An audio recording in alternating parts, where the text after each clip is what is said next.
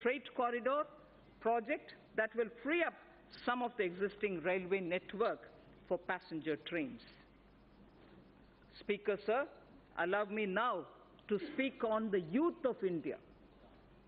The government will bring in a new national educational policy to transform India's higher education system to one of the global best education systems. The new policy proposes major changes in both school and higher education, among others, better governance systems, and brings greater focus on research and innovation. We propose to establish a national research foundation to fund, to coordinate, and to promote research in the country. NRF, or the National Research Foundation, will assimilate the research grants being given by various ministries independent of each other. NRF will ensure that the overall research ecosystem in the country is strengthened with focus on identified thrust areas relevant to our national priorities and towards basic science without duplication of effort and expenditure. We would work out a very progressive and research-oriented structure for the NRF itself. The funds available with all ministries will be integrated in NRF. This would be adequately supplemented with additional funds. Massive online open courses through SWAYAM initiative have helped bridge the digital divide for disadvantaged section of our student community. To upgrade the quality of teaching, the Global Initiative of Academic Networks, GYAN, program in higher education was started, aimed at tapping the global pool of scientists and researchers. The imprint or impacting research innovation and technology scheme began as Pan-IIT and IISc joint initiative to develop a roadmap for research to solve major engineering and technology challenges in selected domains needed by the country. Higher educational institutions are becoming the centers of innovation. These initiatives have upgraded the quality of education. There was not a single Indian institution in the top 200 in the world university rankings 5 years back. I repeat, there was not a single Indian institution in the top 200 in the world university rankings for 5 years back. Due to the concentrated efforts and concerted efforts by our institutions to boost their standards and also to project their credentials better, we have now 3 institutions, 2 IITs and IISc Bangalore in the top 200 institutional bracket. This is a window open now thanks to all our efforts. We will continue making concerted efforts to improve the performance of our institutions of higher learning. An amount of 400 crores has been provided under the head World-Class Institutions for the year 2019-20, more than 3 times the revised estimates for the previous year. More than 3 times the revised estimates of the previous year. India has the potential to become a hub of higher education. I therefore propose to start a program, Study in India, that will focus on bringing foreign students to India in our higher educational institutions. The regulatory systems of higher education would be reformed comprehensively to promote greater autonomy and focus on better academic outcomes. A draft legislation for setting up of Higher Education Commission of India would be presented in the year ahead. Khelo India scheme, launched in October 2017, has created awareness of sports as an integral part of wellness throughout the country. The government is committed to expand Khelo India scheme and to provide all necessary financial support. To popularize sports at all levels, a national sports education board for development of sportspersons would be set up under Khelo India scheme. Sir Speaker, this government recognizes and follows the teachings of Lord Bashveshwara. This government recognizes and follows the teachings of Lord Basaveshwara, in particular the principle of Kayaka and Dasoha. Implementing Kayakeva Kailasa, the government enables about 10 million youth to take up industry-relevant skill training through the Pradhan Mantri Kaushal Vikas Yojana. This is helping to create a large pool of skilled manpower with speed and high standards. Demographic trends worldwide show that major economies will face severe labor shortages in the future. To prepare our youth to also take up jobs overseas, we will increase focus on skill sets needed abroad, including language training.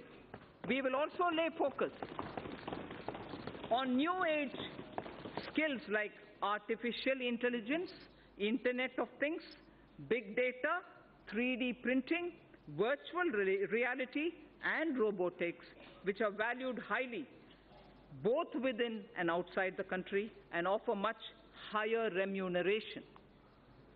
Drawing again on Lord Basaveshwara, his principle of Dasoha underlines most things this government does.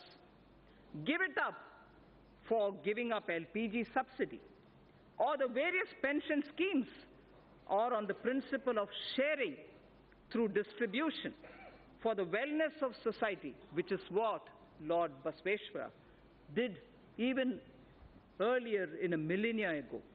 The government is proposing to streamline multiple labor laws into a set of 4 labor codes. Sir, for the sake of labor welfare, I'd like to repeat this slide.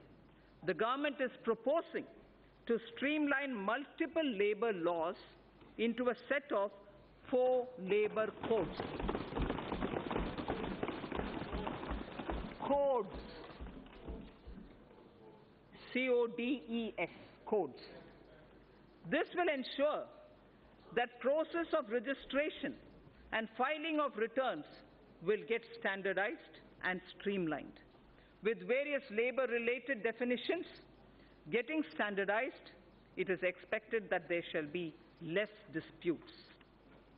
We propose, again sir, this is an interesting idea, I wish to draw your attention. We propose to start a television program within the DD bouquet of channels exclusively for startups.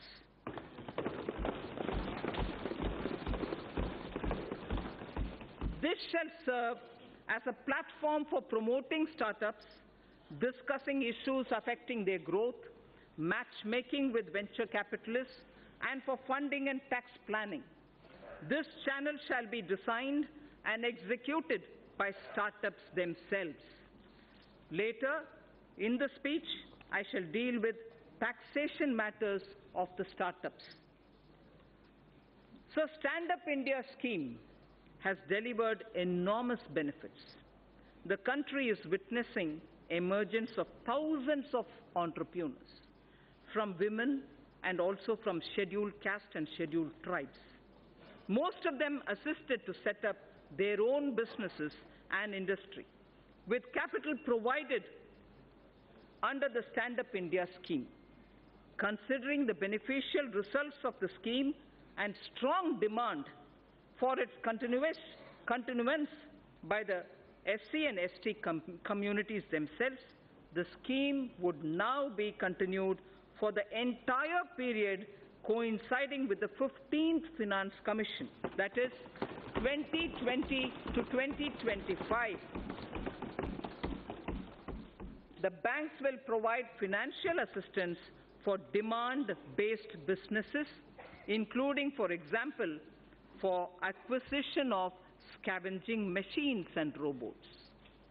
Sir Speaker, the Stand Up India scheme has made human dignity and self-esteem to go up.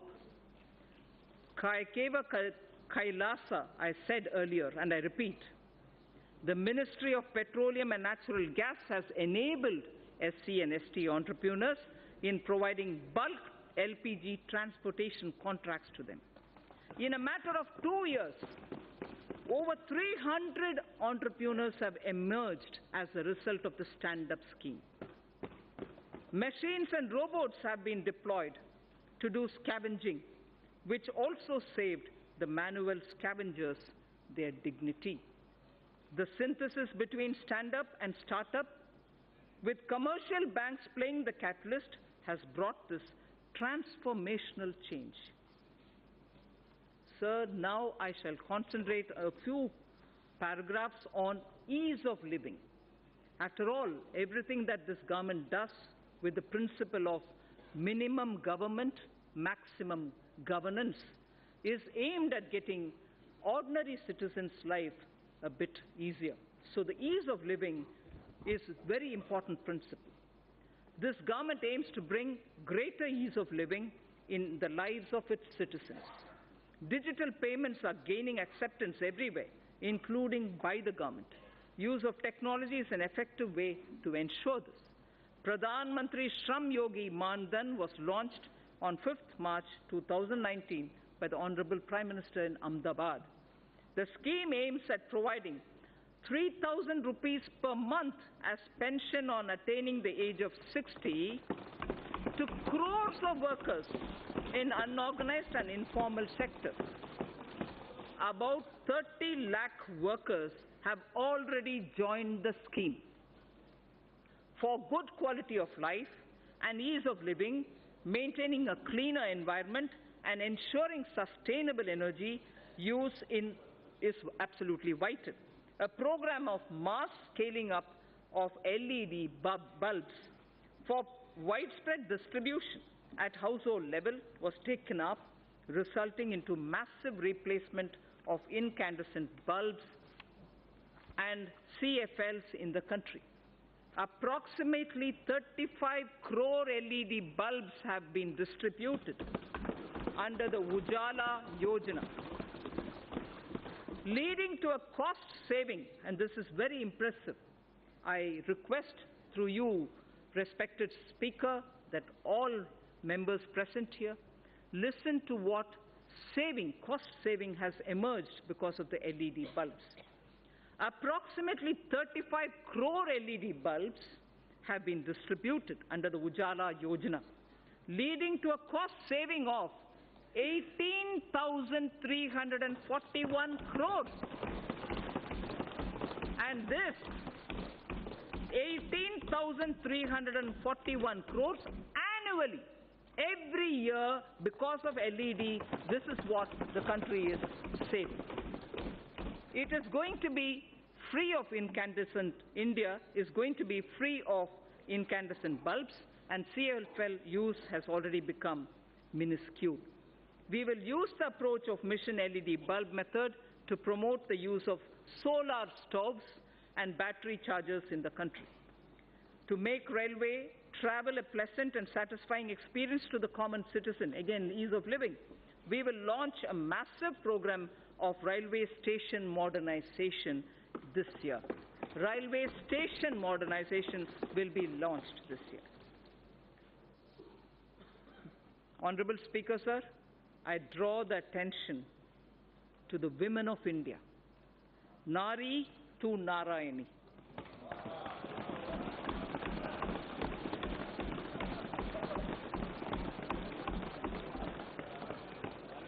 We believe, obviously this country's tradition has been Nari to Narayani. Swami Vivekananda, in a letter to Swami Ramakrishnananda, had said, "There's no chance for the welfare of the world unless the condition of women is improved." I repeat, there is no chance for the welfare of the world unless the condition of women is improved. It is not possible. It is not possible for a bird to fly on one wing. Swami Vivekananda's words, this government believes that we can make progress with greater women's participation. In India's growth story, sir, I would like to draw your attention. In India's growth story, particularly in the rural economy, Gramin Arthvyavastha mein, the role of women is a very sweet story. ग्रामीण अर्थव्यवस्था में महिला की भागीदारी एकदम एक सुनहरा कहानी है. This government wishes to encourage and facilitate the role of women. Gender analysis of the budget aimed at examining the budgetary allocation through a gender lens has been in place for over a decade. I propose to form a broad-based committee with government and private stakeholders to evaluate and suggest action for moving forward. There is no segment of human life where the contribution of women is not significant. There is no segment where the contribution of women is not significant. This government firmly believes that the socio-economic transformation that is taking place, particularly in the last decade, India's women's role and leadership is distinct.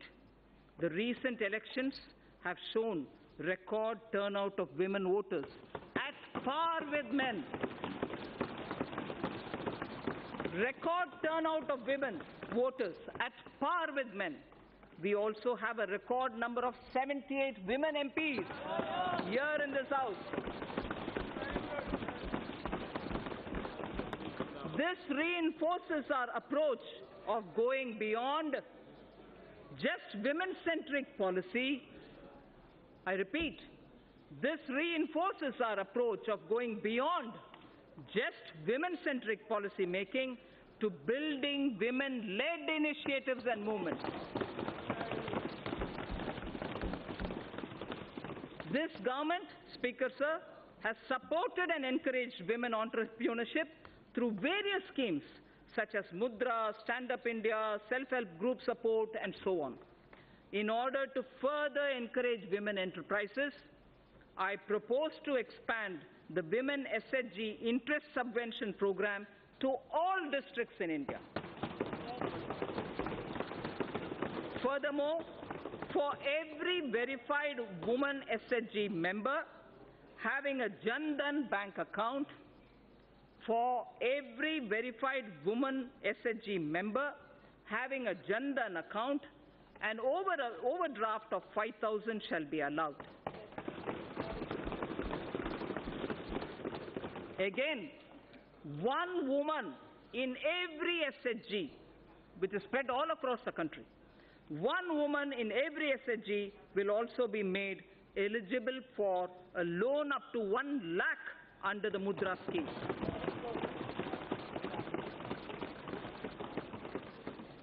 Speaker Sir, at the beginning I did tell you about India's soft power. India's soft power, which is the next section I'll concentrate on. India's soft power is appreciated in so many different ways. Some simple examples, sir. In the last 3 years, on the International Yoga Day, yoga has been practiced in large numbers in 192 countries around the world. Mahatma Gandhi's favorite bhajan, Vaishnav Janto Tene Kahiye, was sung by the respective lead artists from over 40 countries. The annual Bharat Ko Jano quiz competition is sought after as an event to participate by not only NRIs, non-resident Indians, but also several foreigners themselves. I propose to consider issuing Aadhaar card for non-resident Indians with Indian passports after their arrival in India without waiting for 180 days. I repeat it. I propose to consider issuing Aadhaar cards for non-resident Indians with Indian passports after their arrival in India without waiting for the mandatory 180 days, without waiting the issue. I propose to launch a mission which will integrate our traditional artisans and their creative products with global markets. Wherever necessary, we shall obtain patents for them and the geographical indicators, GI, for them. I wish to say this in Hindi for the larger audience of traditional artisans. इस उद्देश्य से मैं इस गरिमामय प्रांगण से पहली बार यह घोषणा करती हूँ कि हम भारत के सृजनात्मक उद्योगों को अर्थव्यवस्था से जोड़कर जहां आवश्यक है बौद्धिक संपदा अधिकारों से संरक्षित करके राष्ट्रीय और अंतर्राष्ट्रीय बाजार तक पहुंचाने की मुहिम प्रारंभ करेंगे।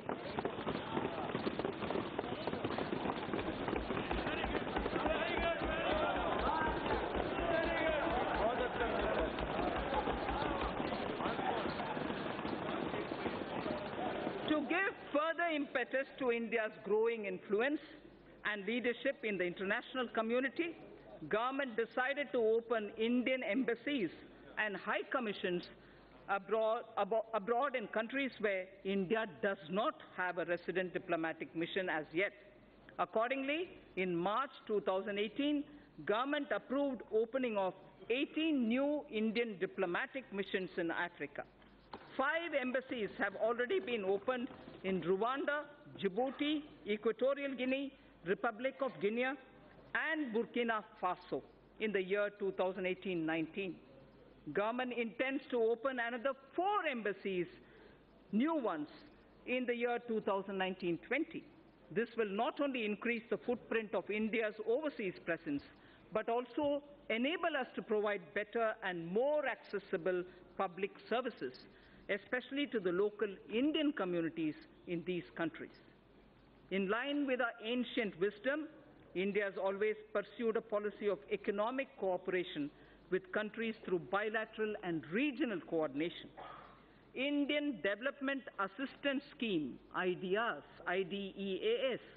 provides concessional financing for projects and mindful of our position as the 6th largest economy, we will look at alternative development models which include private sector equity, multilateral financing, contributions from corporates, non-residents, and so on. I propose to revamp the IDEA scheme during the current financial year. The government is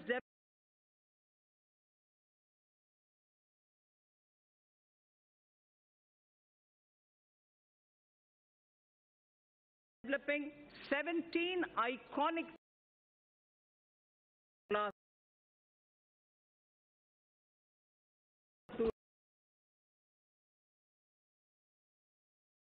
tourism sites would enhance visitor experience, which would lead to increased visits of both domestic and international tourists at these destinations.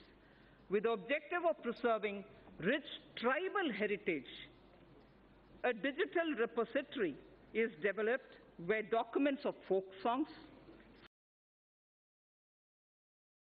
photos and videos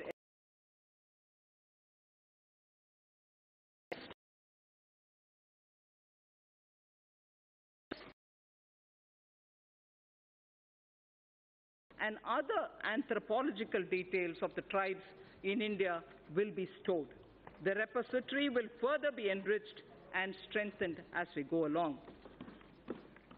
Speaker, sir, now I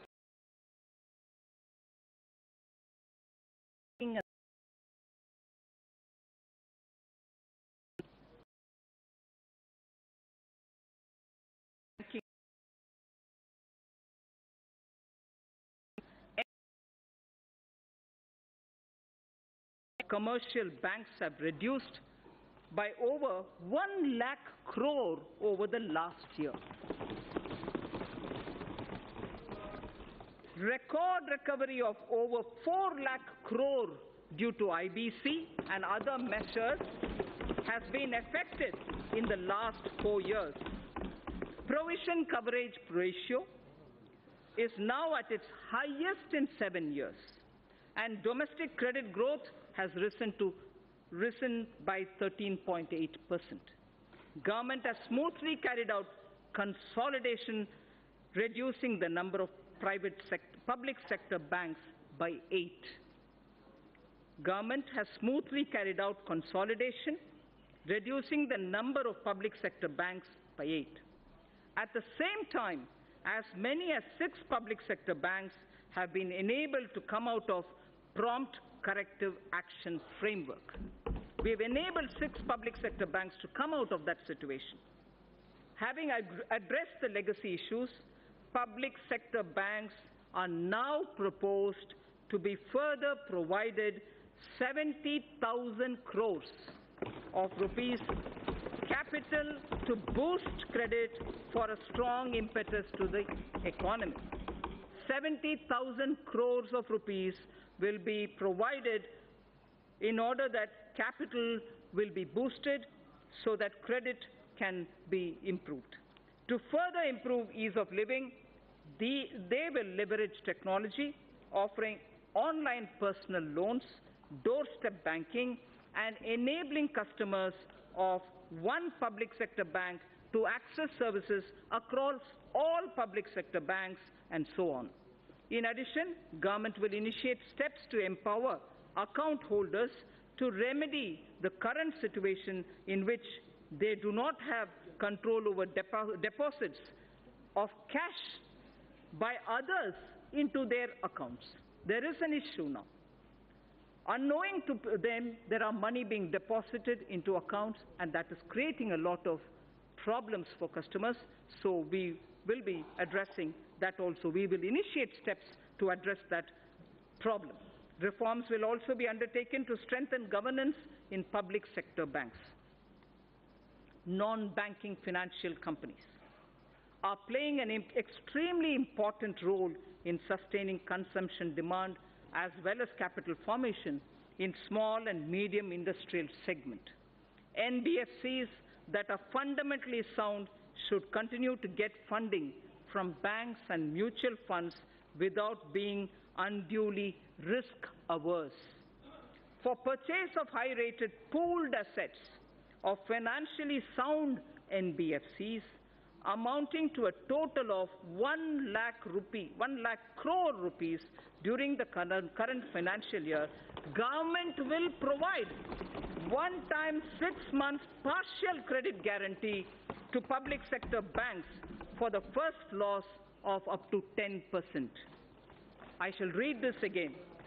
For the purchase of high-rated pooled assets of financially sound NBFCs amounting to a total of 1 lakh crores of rupees during the current financial year, government will provide one-time 6 months partial credit guarantee to public sector banks for first loss up to 10%. Further, Reserve Bank of India is the regulator of the NBFCs.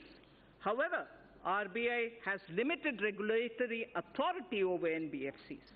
Appropriate proposals for strengthening the regulatory authority of RBI over NBFCs are being placed in the finance bill. NBFCs which do public placement of debt have to maintain a debenture redemption reserve. And in addition, a special reserve as required by RBI has also to be maintained. To allow NBFCs to raise funds in public issues, the requirement of creating a DRR, that is a debenture redemption reserve, which is currently applicable for only public issues as private placements are exempt, this will be done away with.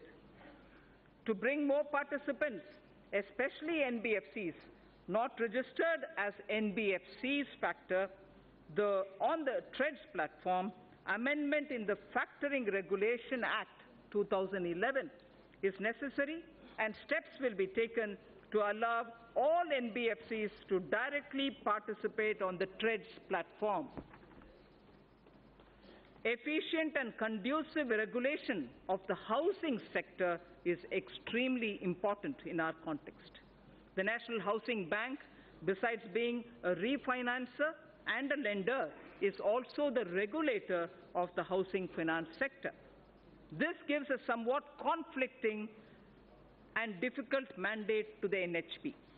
I am proposing to return the regulation authority over the housing finance sector from the NHB, National Housing Board, to the RBI.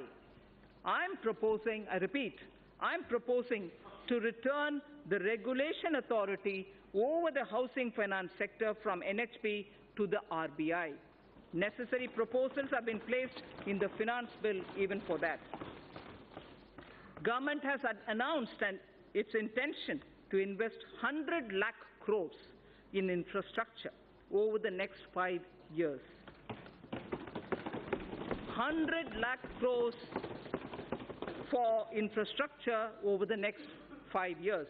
To this end, it is proposed to set up an expert committee to study the current situation relating to long-term finance and our past experience with development finance institutions, and this committee shall recommend the structure and required flow of funds through development finance institutions. The situation will be reviewed by them, and they will suggest measures. Pension Fund Regulatory Development Authority, PFRDA, implements and regulates the National Pension System, the NPS, and Atal Pension Yojana through various intermediaries, including, inter alia, the NPS Trust, keeping in view the wider interest of the subscribers and to maintain arm's-length relationship of the NPS Trust with PFRDA. Steps will be taken to separate the NPS Trust from PFRDA with appropriate organizational structure. To facilitate onshoring of international insurance transactions and to enable opening of branches by foreign reinsurers in the International Financial Service Center, it is proposed to reduce net owned fund requirement from 5,000 crores to 1,000 crores, 1,000 crores. I'll repeat that sentence, sir. To facilitate onshoring of international insurance transactions and to enable opening of branches by foreign reinsurers in the International Financial Services Center, it is proposed to reduce net owned fund requirement from 5,000 crores to 1,000 crores. Government has been following the policy of disinvestment in non-financial public sector undertakings, maintaining government stake not to go below 51%. Government is considering, in case where the undertaking is still to be retained in government control, to go below 51% to an appropriate level on case-to-case basis. Government has also decided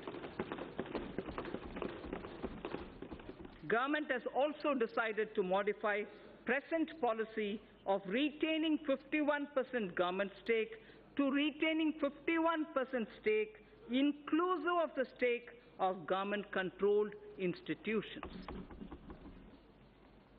Sir Speaker, in order to improve the capital flows into the Indian economy, it is important to align domestic corporate systems and practices with global ones. It is also appreciated that global finance movement in equity uses certain parameters to evaluate the stocks in which they choose to invest. The government intends to further encourage retail participation in CPSEs, which of late has shown very encouraging upward trend. In order to provide additional investment space, the government would realign its holding in CPSEs, including banks, to permit greater availability of its shares and to improve depth of its market. strategic disinvestment of select CPSEs would continue to remain a priority of this government. In view of current macroeconomic parameters, government would not only reinitiate the process of strategic disinvestment of Air India, but would offer more CPSEs for strategic participation by the private sector. I repeat this sentence: strategic disinvestment of select CPSEs would continue to remain a priority for this government. In view of current macroeconomic parameters, government would not only reinitiate the process of strategic disinvestment of Air India, but also would offer more CPSEs for strategic participation by the private sector. Government is setting an enhanced target of rupees 1,05,000 crore of disinvestment receipts for the financial year 2019-20. The government will undertake strategic sale of PSUs. The government will also continue to do consolidation of PSUs in the non-financial space as well. Sir, ETFs have proved to be an important investment opportunity for retail investors and has turned out to be a good instrument of Government of India's disinvestment program. To expand this further, government will offer an investment option in ETFs on the line of equity-linked savings scheme, which is ELSS. This would encourage long-term investments in CPSEs. For bringing better public ownership